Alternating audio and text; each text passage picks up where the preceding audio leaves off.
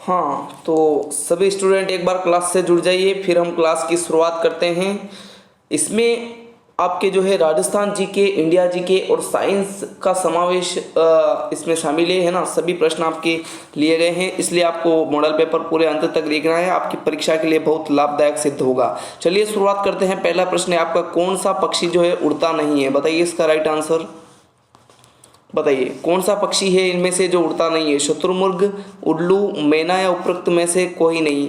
बताइए आपका right answer क्या हो जाएगा क्वेश्चन नंबर फर्स्ट का। तो आपका करेक्ट आंसर हो जाएगा ऑप्शन नंबर ए, शुतुरमुर्ग जो है वह उड़ता नहीं है। आपके जो है पहले हम साइंस के प्रश्न लेते हैं, उसके बाद आपकी राजस्थान जी के, फिर इंडिया जी के लेंगे, है ना। तो शुतुरमुर्ग जो है पक्षी वह उड़ता नहीं है। क्वेश्चन नंबर 2 का राइट आंसर बताइए, इनमें से किससे तैराकी में सहयोग नहीं मिलता? बताइए किससे जो है तैराकी में सहयोग नहीं मिलता है? गलफड़े, मीन पक्ष, जालीपात या फिर वायु आशय? तो आपका राइट आंसर हो जाएगा गलफड़े। ऑप्शन नंबर आपका ए बिल्कुल सही रहेगा। चलिए आगे बढ़ते हैं नेक्स्ट क्वेश्चन की ओर, क्वेश्चन नंबर 3 की ओर।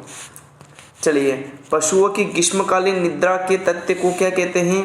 हाइब्रेनेशन, एस्टिवेशन, साल्वेशन या इनमें से कोई नहीं? पशुओं की जो ग्रीष्मकालीन निद्रा नींद होती है उनको तथ्य को क्या कहते हैं? एस्टिवेशन। क्या कहते हैं? एस्टिवेशन कहते हैं। ऑप्शन नंबर आपका बी बिल्कुल सही रहेगा। चलिए आगे बढ़ते हैं। क्वेश्चन नंबर 4 का राइट आंसर बताइए। बताइए विषाणु की क्या विशेषताएं होती है? ये केवल मृत जंतुओं में प्रवर्धित होते हैं या केवल अपने परिपोषी में प्रवर्धित होता है? इसमें से इसमें जो है क्लोरोफिल नहीं होता है या यह वसा निर्मित होता है? तो आपका राइट आंसर क्या होगा? विषाणु की विशेषता अगर हम देखें तो यह केवल अपने ही परपोषी में प्रवर्धित होते हैं। ऑप्शन नंबर आपका बी बिल्कुल सही रहेगा। चलिए आगे बढ़ते हैं नेक्स्ट क्वेश्चन की ओर।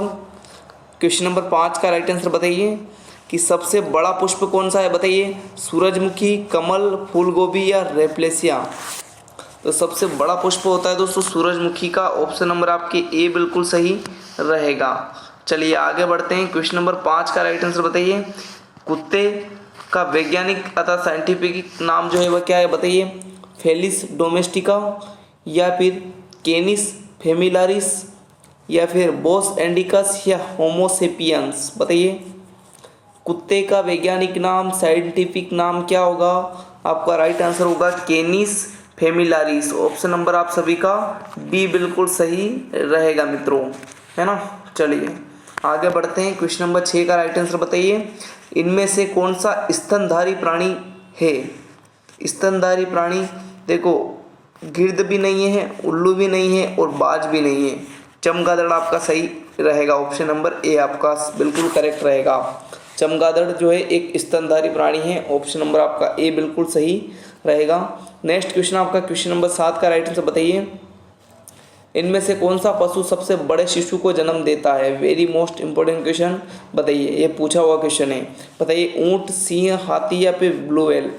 इसमें आप जो है कंफ्यूज भी हो जाएंगे। तो देखो सबसे बड़ा जो शिशु होता है ना ऊंट का, ना सिंह का, ना हाथी का, वो होता है ब्लू व्हेल का। ऑप्शन नंबर आपका डी बिल्कुल सही रहेगा मित्रों। चलिए आगे बढ़ते हैं अगले क्वेश्चन की ओर। क्वेश्चन नंबर 8 का राइट आंसर बताइए, इनमें से किसमें रुधिर नहीं होता है पर श्वसन करते हैं? बताइए देखो सांस तो लेते हैं पर उनमें जो है रुधिर नहीं होता। और ये जो बहुत छोटे जीव होते हैं जिन्हें सूक्ष्मदर्शी की सहायता से जो है वो देखा जाता है, तो ये होते हैं हाइड्रा। ये बहुत ही सूक्ष्म जंतु होते हैं। ऑप्शन नंबर आपका सी बिल्कुल सही रहेगा मित्रों। चलिए विषाणु में होता है, बताइए विषाणु में क्या होता है? डीएनए होता है या केवल आरएनए या फिर डीएनए अथवा आरएनए दोनों होता है मित्रों? विषाणु में जो है डीएनए और आरएनए दोनों पाया जाता है। ऑप्शन नंबर आपका सी बिल्कुल सही रहेगा। चलिए आगे बढ़ते हैं। क्वेश्चन नंबर 10 का राइट आंसर बताइए, सबसे बड़ा एवं सजीव पक्षी कौन सा है? बताइए शुतुरमुर्ग, मोर, कौवा या फिर डोडो पक्षी? बताइए इसका राइट आंसर क्या हो जाएगा क्वेश्चन नंबर 10 का। तो सबसे जो बड़ा सजीव पक्षी होता है वो होता है शुतुरमुर्ग। ऑप्शन नंबर आपका ए बिल्कुल सही रहेगा मित्रों। चलिए आगे बढ़ते हैं अगले क्वेश्चन की ओर। क्वेश्चन नंबर 11 का राइट आंसर बताइए। बताइए भीलों का प्रसिद्ध लोकगीत जिसे स्त्री और पुरुष साथ मिलकर गाते हैं, बताइए वह कौन सा लोकगीत है? बधाया गति, हिचकी, घूमर? तो आप सभी का राइट आंसर होगा हमसीडो। आप सभी का राइट आंसर क्या हो जाएगा? हमसिडो जो लोक नृत्य है, लोकगीत है, वह स्त्री और पुरुष साथ मिलकर गाते हैं। ऑप्शन नंबर डी बताने वाले सभी करेक्ट है और यह आदिवासियों में जो है बहुत ही लोकप्रिय है। चलिए क्वेश्चन नंबर 12 का राइट आंसर बताइए। राजस्थान का जलियांवाला बाग नाम से प्रख्यात स्थान मानगढ़ धाम के जिले में स्थित है। मानगढ़ धाम जो कि आपके 1913 में गुरु गोविंद के नेतृत्व में हुआ था आपके मानगढ़ पहाड़ी बांसवाड़ा में। ऑप्शन नंबर आपका बी बिल्कुल सही रहेगा मित्रों। चलिए आगे बढ़ते हैं अगले क्वेश्चन की ओर। क्वेश्चन नंबर 13 का राइट आंसर बताइए। मेवाड़ के अरावली क्षेत्र में भील जाति का लोकनाट्य कौन सा है? गंधर्व, गवरी, भवई या फिर रमत? तो मेवाड़ में अरावली क्षेत्र में भील जाति का लोकनाट्य है गवरी, जिसे हम राई नृत्य भी कहते हैं, है ना। ऑप्शन नंबर आपका बी बिल्कुल सही रहेगा मित्रों। चलिए आगे बढ़ते हैं नेक्स्ट क्वेश्चन की ओर। इसका राइट आंसर बताइए कि प्रख्यात चीनी इतिहासकार जो हेनसांग था वह राजस्थान के किस शहर में रुके थे? बताइए, भीनमाल, गढ़साना, सरवाड़ या फिर रेवदर? तो आपका राइट आंसर हो जाएगा भीनमाल। ऑप्शन नंबर आपका ए बिल्कुल सही रहेगा। चलिए क्वेश्चन नंबर 15 का राइट आंसर बताइए। राजस्थान का कौन सा जिला वस्त्र नगरी के रूप में विख्यात है, जिसे राजस्थान की वस्त्र नगरी या फिर राजस्थान का मैनचेस्टर कहा जाता है? तो वह कहा जाता है भीलवाड़ा। ऑप्शन नंबर आप सभी का डी बिल्कुल सही रहेगा। चलिए आगे बढ़ते हैं। क्वेश्चन नंबर 16 का राइट आंसर बताइए। 2.5 दिन का झोपड़ा जो है कहाँ पर स्थित है? बताइए इसका राइट आंसर।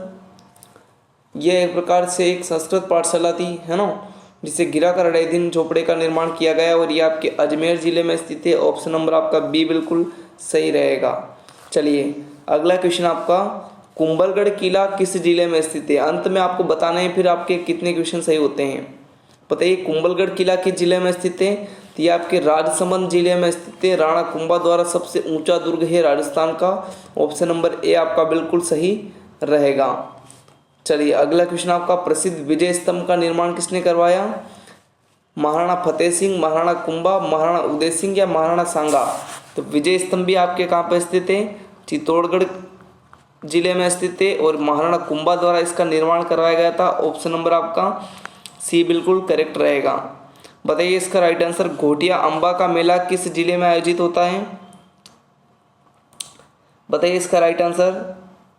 तो इसका राइट आंसर हो जाएगा बांसवाड़ा में घोटिया अंबा का मेला बढ़ता है और इसके जस्ट पास डूंगरपुर जिले में आपके जो है बेणेश्वर धाम का मेला बढ़ता है। और ये दोनों ही मेले में आदिवासियों की जनसंख्या सबसे अधिक आती है और ये दोनों ही जो मेले हैं वह बहुत लोकप्रिय है इस वागड़ क्षेत्र में।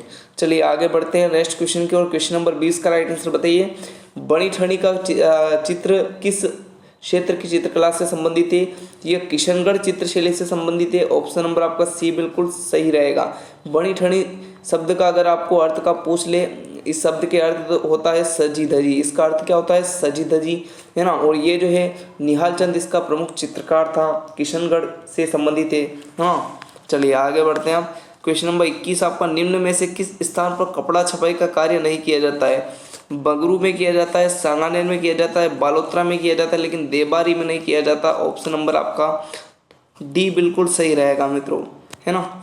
चलिए क्वेश्चन नंबर 22 आप सभी का, अजमेर में प्रतिवर्ष उर्स का मेला किस समय लगता है? प्रतिवर्ष पहली रजब से 9 रजब तक, मुहर्रम के 2 माह बाद, रमजान के 2 माह और 10 दिन बाद या रमजान के 4 माह बाद? बताइए अजमेर में जो उर्स बढ़ता है, अजमेर में ही आपके मोइनुद्दीन चिश्ती की दरगाह भी स्थित है ना। तो देखो ये जो है प्रति वर्ष 1 रजब से 9 रजब तक बढ़ता है, पहली रजब से अंतिम 9 रजब तक। ऑप्शन नंबर आपका ए बिल्कुल सही रहेगा। चलिए आगे बढ़ते हैं।